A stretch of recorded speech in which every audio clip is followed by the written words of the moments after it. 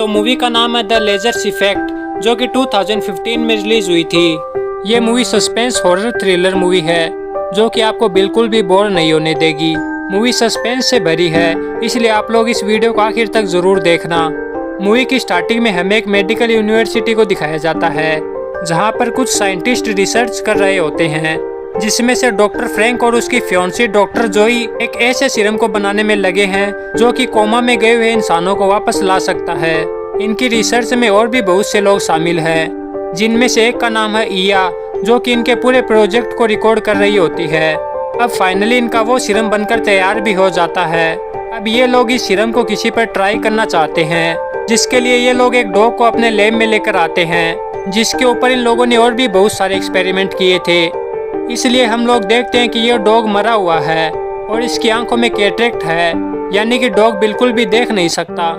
अब ये लोग इस सीरम को उस डॉग के ब्रेन में इंजेक्ट करते हैं और देखते ही देखते वो डॉग जिंदा हो जाता है और उसकी आंखें भी बिल्कुल ठीक हो जाती है।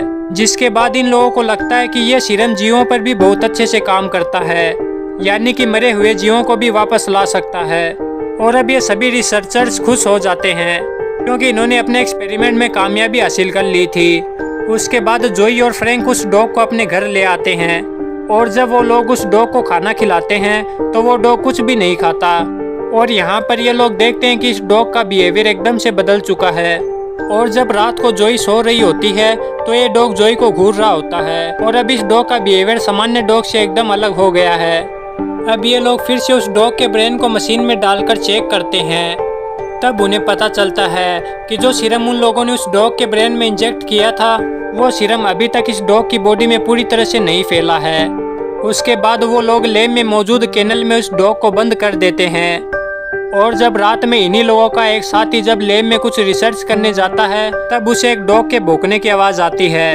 और जब वो चेक करने जाता है तब देखता है कि केनल का दरवाज़ा टूटा हुआ है और वो डॉग वहाँ से गायब है और हर तरफ सामान बिखरा हुआ है। तभी वो डॉग अचानक उसके सामने आ जाता है और बहुत एग्रेसिव होता है और उस पर हमला करके उसे मारने की कोशिश करता है। लेकिन वो कैसे भी करके उस डॉग से बचकर वापस जोई, फ्रैंक और अपने बाकी के साथियों के पास आ जाता है। वो उनको सब कुछ बताता है कि वो डॉग दरवाज़ा तोड़कर वहाँ से गायब हो गया था और अचानक उसके सामने आ गया था और एग्रेसिव होकर उस पर डॉग ने हमला किया था।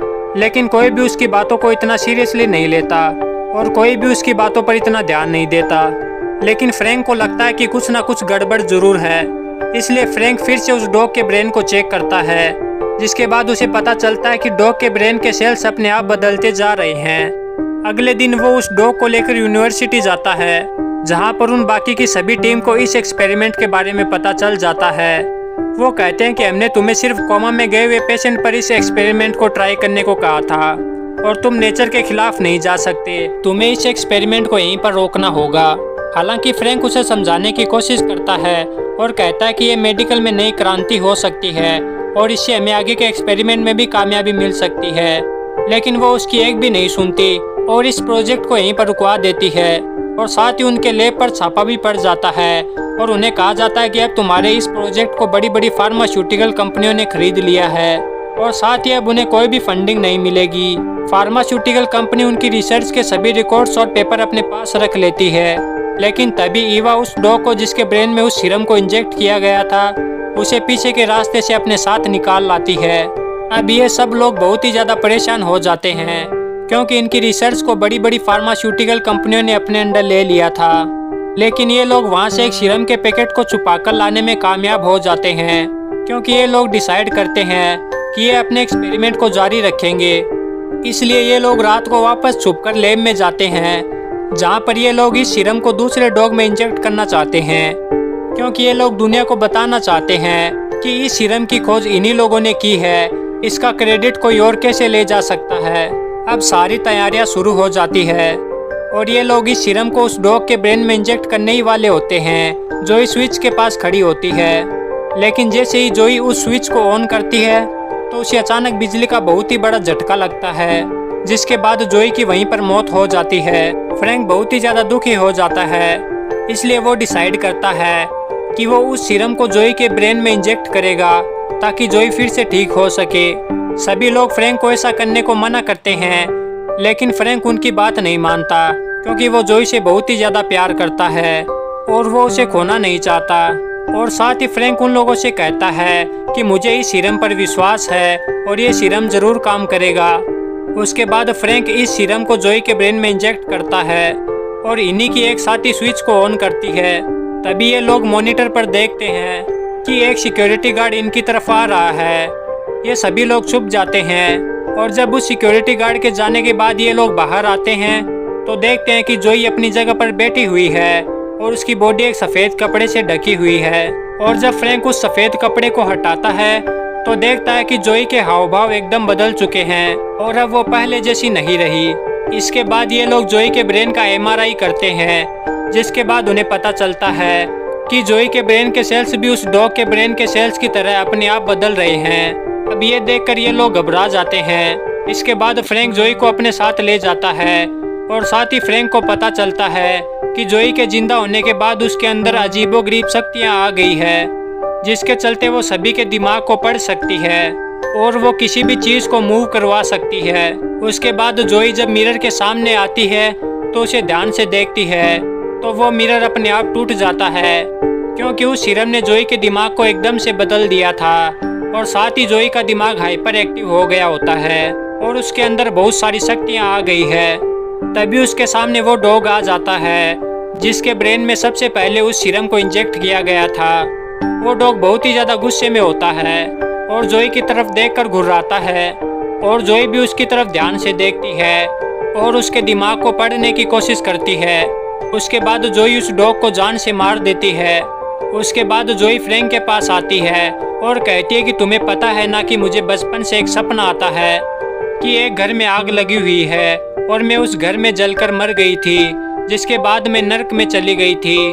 तो फ्रैंक उसे कहता है कि तुम ज़्यादा मत सोचो, तुम थोड़ा आराम करो। उसके बाद फ्रैंक जोई को नींद का इंजेक्शन लगाकर उसे सुला देता है, जिसके बाद जोई शांत हो जाती है। और जब जोई सो रही होती है तो ईवा उसके पास आती है और उसे ध्यान से देखने लगती है, जिसके बाद जोई ईवा को भी अपनी शक्तियों से अपने सपने में खींच लेती है और वो दोनों उसी घर में होते हैं जहाँ पर आग लगी हुई होती है। सपने में ईवा जोई के बचपन के रूप को देखती है। ईवा जोई के बचपन के रूप से बात करने की कोशिश करती है, लेकिन जोई अपने मुंह पर हाथ रखकर ईवा को चुप करवा देती है। अब थोड़ी देर में ईवा को होश आ जाता है और वो घबराई हुई फ्रैंक से कहती है कि वो सपने में एक ऐसे घर में थी जहाँ पर आग लगी हुई थी और उसने सपने में जोई के बचपन के रूप को भी देखा था। जिसके बाद फ्रैंक ईवा से कहता है कि ये जोई का नाइटमेयर है जो कि उसे बचपन से आता आ रहा है। अब वो लोग ईवा के हाथ को देखते हैं जो कि जला हुआ था। अब ये देखकर सब शॉक हो जाते हैं और सोचते हैं कि ये सपना था तो ईवा का हाथ रियल में कैसे जला। अब सब फ्रैंक से इसका जवाब मांगते हैं, जिसके बाद फ्रैंक उन्हें कहता है कि मुझे इसके बारे में कुछ भी नहीं पता और फ्रैंक वहाँ से चला जाता है। अब इन्हीं की टीम का एक साथी ईवा को बताता है कि जो सीरम हमने जोई के ब्रेन में इंजेक्ट किया है उससे जोई का बिहेवियर बदलने के साथ साथ उसमें ऐसी शक्तियाँ भी आ गई है जो अपने सपने को भी कंट्रोल कर सकती है और उसके दिमाग की पावर बहुत ही ज़्यादा बढ़ चुकी है और उसके अंदर सुपर ह्यूमन की एबिलिटीज़ आ चुकी है। दूसरी ओर हम जोई को देखते हैं जिसे होश आ जाता है और जब उसकी आंखें खुलती है तो उसकी आंखें एकदम काली होती है। उसके बाद वहाँ पर जोई का एक दोस्त आता है जो कि जोई को बहुत पसंद किया करता था, लेकिन वो देखता है कि जोई वहाँ पर नहीं है। तभी अगले ही पल उसके सामने पीछे से जोई आ जाती है और उसका दिमाग पढ़ने की कोशिश करती है और दिमाग पढ़ने के बाद उसे पता चलता है कि उसका दोस्त उसे पसंद करता है और जोई उसके करीब जाने की कोशिश करती है, लेकिन वो उसे रोकता है। लेकिन जब वो नहीं मानती तो वो जोई को धक्का दे देता है, जिसके बाद जोई को गुस्सा आ जाता है और वो उसे अलमारी के अंदर फेंक देती है और उस अलमारी को क्रैश कर देती है, जिससे वहीं पर उसकी मौत हो जाती है। और जब बाकी के लोग यहाँ पर आते हैं तो जोई उनके सामने ऐसी हरकत करती है कि जैसे उसे कुछ पता ही ना हो, लेकिन उन लोगों को शक हो जाता है कि यहाँ पर कुछ ना कुछ तो गलत जरूर हुआ है। इसके बाद वो लोग अपने फ्रेंड को ढूंढने लगते हैं, लेकिन तभी जोई अपनी पावर से वहाँ की बिजली को कट कर देती है, जिसकी वजह से एक भी दरवाज़ा नहीं खुलता। अब जोई के सामने ईवा होती है जो कि जोई को ध्यान से देखती है। तभी जोई ईवा से कहती है कि हाँ तुम ठीक सोच रही हो, मैं इस दुनिया की नहीं हूँ। जिसे सुनकर ईवा घबरा जाती है। तभी वहाँ पर उनका एक साथी आ जाता है और जोई अपनी पावर से उसकी इलेक्ट्रिक सिगरेट को उसी के गले में डाल देती है, जिससे उसकी वहीं पर मौत हो जाती है। तभी वहाँ से जोई गायब हो जाती है और वहाँ पर फ्रैंक भी ईवा के पास आ जाता है और इस जगह अब 2 ही लोग बचते हैं। अब फ्रैंक एक ऐसा सीरम बनाता है जिससे जोई को खत्म किया जा सके। ये एक जहर होता है। फ्रैंक ईवा से कहता है कि तुम कैसे भी करके जोई को यहाँ से बाहर मत जाने देना, बाकी मैं संभाल लूंगा। उसके बाद फ्रैंक जोई के पास पहुँच जाता है, लेकिन जोई को लोगों का दिमाग पढ़ना आता है, इसलिए जोई समझ जाती है कि फ्रैंक उसे मारने के लिए आया है। लेकिन फ्रैंक जोई को मारता उससे पहले ही जोई फ्रैंक को मार देती है। इसके बाद जितना भी सीरम यहाँ पर होता है, जोई उसे अपने दिमाग में इंजेक्ट कर लेती है, जिससे जोई की पावर और भी ज़्यादा बढ़ जाती है। अब जोई के सामने ईवा होती है और ईवा के पास अभी भी वो 2 इंजेक्शन होते हैं जिससे वो जोई को मार सकती है। लेकिन अगले ही पल ईवा के सामने जोई आ जाती है और उसे उठाकर एक कमरे में फेंक देती है और दरवाज़ा बंद कर देती है। और ईवा देखती है कि वो फिर से जोई के उस सपने में पहुंच चुकी है जहां पर एक कमरे में आग लगी हुई है। और जोई भी अपने बचपन के रूम में ईवा के सामने होती है। ईवा जोई के पास जाती है और देखती है कि जोई के हाथ में माचिस है, जिससे ईवा को पता चल जाता है कि अपने बचपन में जोई ने खुद ही उस घर में आग लगाई है। और ये बात बचपन से ही जोई के दिमाग में बैठ चुकी है। ईवा जोई के बचपन के रूप से कहती है कि तुमने बचपन में बहुत ही बड़ी गलती की थी, जिससे बहुत लोग मारे गए, लेकिन अब तुम बाकी के लोगों को बचा सकती हो। जिसे सुनकर जोई का बचपन का रूप उस दरवाजे को खोल देता है, जिसमें ईवा को जोई ने फेंक कर बंद कर दिया था। अब दरवाजा खुलने के बाद ईवा के सामने जोई होती है और ईवा जोई को इंजेक्शन लगा देती है, जिससे जोई की वहीं पर मौत हो जाती है। अब ईवा बहुत ही ज्यादा दुखी और निराश होती है और वहीं पर बैठ जाती है, क्योंकि उसने अपने सभी दोस्तों को खो दिया। तभी वहाँ पर रेस्क्यू ऑफिसर आ जाता है उन लोगों को वहाँ पर बचाने के लिए, जिसे देखकर ईवा को बहुत ही ज्यादा हिम्मत मिलती है।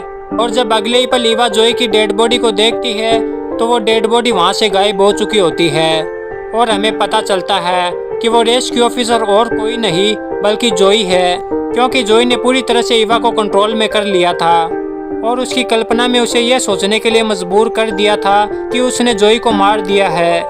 अब आखिर में जोई ईवा को भी मार देती है। उसके बाद जोई फ्रैंक की डेड बॉडी को उठाकर लैब में ले जाती है और उसके अंदर अपना डीएनए इंजेक्ट करती है, जिसके बाद फ्रैंक भी जिंदा हो जाता है और वो भी जोई की तरह ही बन चुका होता है। और यहीं पर इस मूवी का एंड हो जाता है। दोस्तों, अगर आपको ये एक्सप्लेनेशन अच्छी लगे तो प्लीज़ इस वीडियो को लाइक करके चैनल को सब्सक्राइब ज़रूर करें।